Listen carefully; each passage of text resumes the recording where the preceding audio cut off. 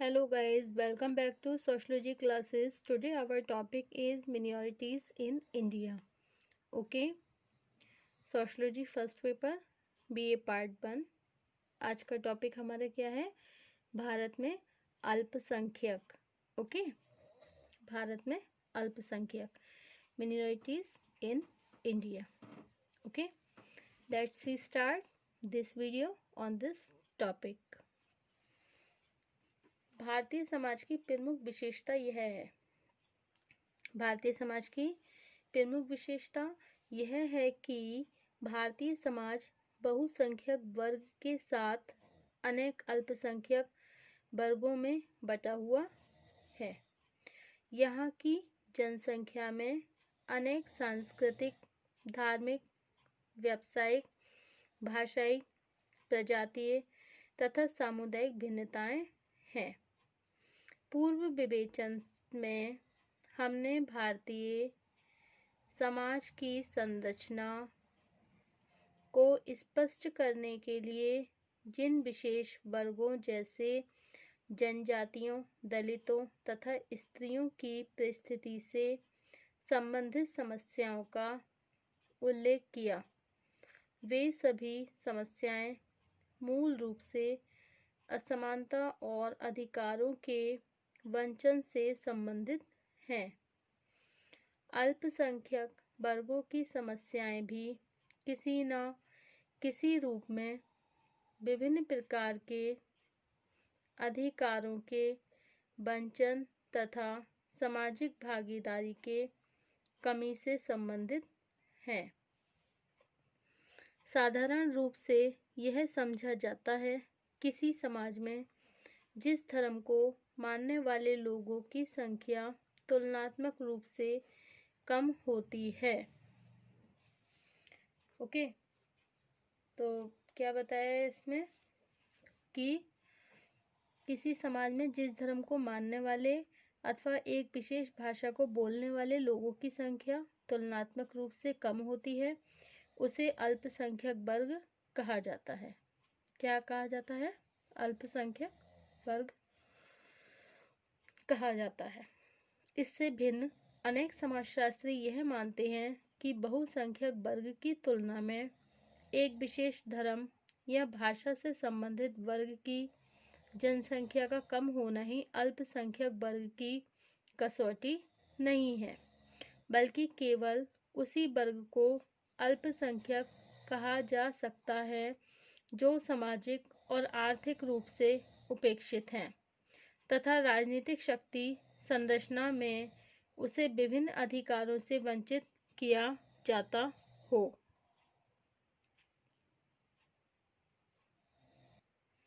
दूसरी बात यह है कि किसी भी समाज में अल्पसंख्यक वर्गों की परिस्थिति हमेशा एक जैसी नहीं रहती है। उदाहरण के लिए भारत में स्वतंत्रता से पहले तक अंग्रेजों और एंग्लो इंडियन लोगों की संख्या बहुत कम थी, लेकिन अपने विशेष अधिकारों के कारण उन्हें अल्पसंख्यक वर्ग नहीं कहा जा सकता था। भारत में आज सभी धर्मों और भाषाओं से संबंधित समुदाय को संवैधानिक, राजनीतिक, धार्मिक और सामाजिक रूप से समान अधिकार मिले हुए हैं, लेकिन इसके बाद भी हिंदुओं की तुलना में जिन धर्मों को मानने वाले लोगों का प्रतिशत कम है, उन्हें अल्पसंख्यक वर्ग माना जाता है। यह सच है कि अल्पसंख्यक वर्गों की अपनी कुछ समस्याएं हैं, लेकिन यह समस्याएं किसी तरह के वंचन या भेदभाव की उपज न होकर मनोवैज्ञानिक अधिक है। भारतीय समाज में अल्पसंख्यक वर्ग की प्रकृति, समस्याओं तथा उनके विकास के लिए किए जाने वाले प्रयत्नों की सहायता से ही हम उनकी परिस्थिति का सही मूल्यांकन करते हैं। ओके, अब है आपका अल्पसंख्यक का अर्थ अथवा विशेषताएं। अल्पसंख्यक का अर्थ, मीनिंग ऑफ मिनॉरिटी। ओके, साधारणतया यह समझा जाता है कि किसी देश या समाज में धर्म, भाषा, संस्कृति या दृष्टिकोण के आधार जिस समुदाय की संख्या बहुसंख्यक समुदाय से कम या भिन्न हो, उसी को अल्पसंख्यक समुदाय कहा जाता है। ओके। भारतीय संविधान में अल्पसंख्यक शब्द का उपयोग अनेक स्थानों पर हुआ है, लेकिन इसे कहीं भी परिभाषित नहीं किया है। इसके बाद भी भारतीय संविधान में दो तरह के अल्पसंख्यकों की बात की गई है, धार्मिक अल्पसंख्यक तथा भाषाई अल्पसंख्यक। दो अल्पसंख्यकों की बात की गई है। वो कौन कौन से हैं दो अल्पसंख्यक? एक तो है धार्मिक अल्पसंख्यक और दूसरा कौन सा है? भाषाई अल्पसंख्यक। ओके।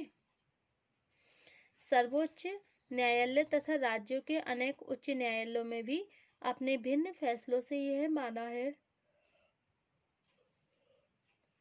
कि धर्म, भाषा या सांस्कृतिक चरित्र के आधार पर संपूर्ण देश या किसी राज्य में जिस समुदाय की आबादी 50% से अधिक हो, उसे बहुसंख्यक समुदाय तथा दूसरे समुदायों को अल्पसंख्यक माना जाएगा।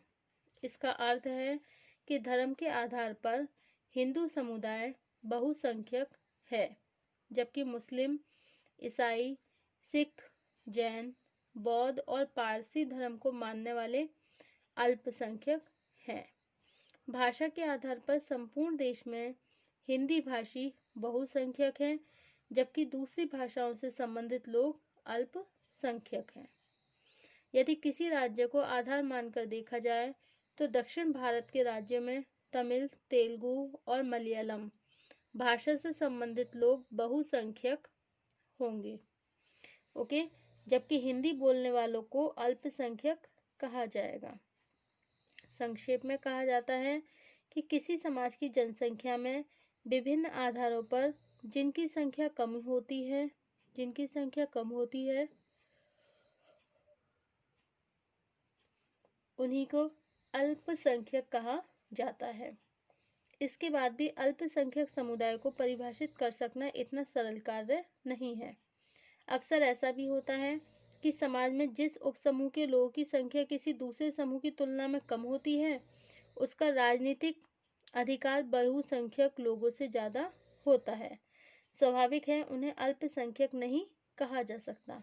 उदाहरण के लिए, ब्रिटिश शासन काल में भारत में हिंदुओं और मुसलमानों के बीच अंग्रेजों की संख्या बहुत कम थी, लेकिन उन्हें एक अल्पसंख्यक समुदाय नहीं माना जाता था। इस दृष्टिकोण से जरूरी है कि विभिन्न आधारों पर अल्पसंख्यक समुदाय की परिभाषाओं को ध्यान में रखते हुए इसका सही विश्लेषण किया जाए। ओके। फर्स्ट है आपका मानवाधिकार आयोग, ह्यूमन राइट्स कमीशन ने अल्पसंख्यक समुदाय की प्रकृति को स्पष्ट करते हुए लिखा है कि अल्पसंख्यकों के अंतर्गत केवल वो समूह या समुदाय आते हैं जिनकी अधिक जनसंख्या वाले समूहों या समुदायों से भिन्न कुछ अलग सजातीय मतलब एथनिक, धार्मिक, भाषाई या चारित्रिक विशिष्टता हो और अपनी इस विशिष्टता को बनाए रखना चाहते हो ओके। अब जगन्नाथ पाठी ने अल्पसंख्यक की 4 परिभाषाएं बताई हैं। अल्पसंख्यक की कितनी परिभाषा बताया? जगन्नाथ पाठी ने अल्पसंख्यक की परिभाषा कोई परिभाषा न देकर उन समूहों को अल्पसंख्यक समूह कहा है जिनमें निम्नलिखित 4 विशेषताएं होती हैं। फर्स्ट है किसी न किसी रूप में समूह बहुसंख्यक समुदाय के अधीन होता है। सेकंड पॉइंट है इसकी सांस्कृतिक और भौतिक विशेषताएं बहुसंख्यकों से भिन्न होती हैं। और नंबर 3, इस वर्ग को अक्सर बहुसंख्यकों से हीन समझा जाता है। बहुसंख्यक मतलब बहुत ज्यादा संख्या और अल्पसंख्यक कम संख्या वाले। ओके। और नंबर 4 पॉइंट है एक समग्र राष्ट्रीय और सामाजिक जीवन में इनकी भागीदारी बहुत कम होती है।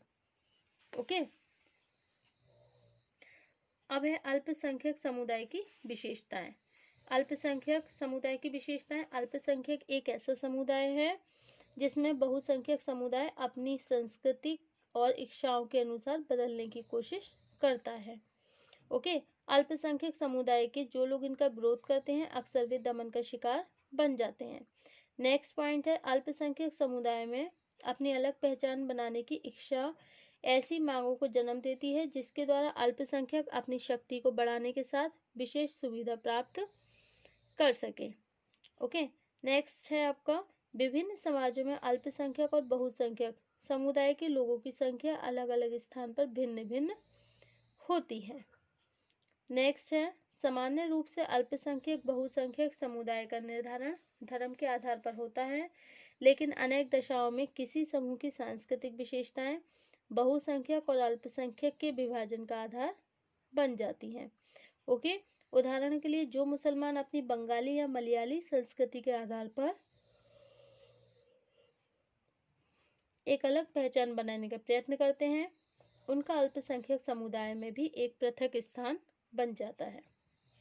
ओके, राजनीतिक संरचना। नेक्स्ट पॉइंट है, राजनीतिक संरचना और विभिन्न वर्गों की शक्ति में होने वाले परिवर्तन के साथ अल्पसंख्यक समूह की अवधारणा में भी परिवर्तन होता रहता है। ओके, और नेक्स्ट पॉइंट है, एक विशेष संस्कृति, धर्म या दृष्टिकोण के आधार पर अल्पसंख्यक समुदाय हमेशा अपनी अलग पहचान बनाए रखने का प्रयत्न करता है। ओके, अब in the last a conclusion of the minorities. Okay, इस प्रकार स्पष्ट होता है कि अल्पसंख्यक समुदाय का निर्धारण करने में कोई स्पष्ट कसौटी नहीं है।